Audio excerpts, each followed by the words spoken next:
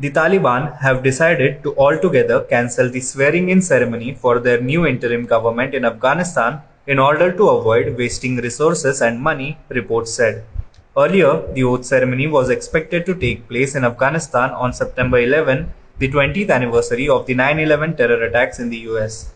The Taliban had reportedly invited Russia, Iran, China, Qatar, and Pakistan to attend the ceremony of the new government formation in Afghanistan. Moving on to the next news. Farmers protesting outside the Karnal district headquarters called off their protest on Saturday after the Haryana government ordered a probe into the August 28 clash between the farmers and police.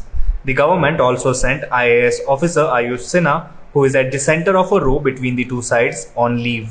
At a joint press conference with farmers, Haryana Additional Chief Secretary Devinder Singh said the probe will be conducted by a retired judge and will be completed within a month.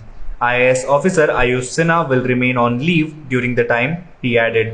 Moving on to the next news, Trinamool Congress MP Abhishek Banerjee will hold a road show in Tripura's Agartala on Wednesday, the first by his party in the northeastern state, as it looks to establish itself ahead of assembly elections due in 2023.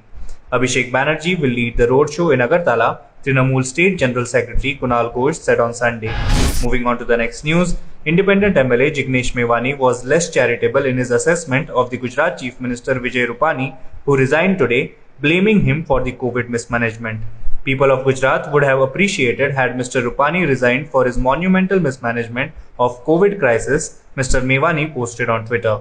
This resignation comes purely to take care of electoral arithmetic, keeping 2022 assembly polls in mind, the MLA suggested.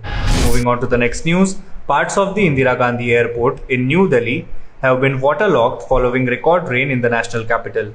An orange alert has been issued as the monsoon rainfall in Delhi breached the 1000 mm mark on Friday, the highest annual rainfall in 46 years. Visuals shared by news agency ANI showed aircraft on the ground at the airport which is partially flooded.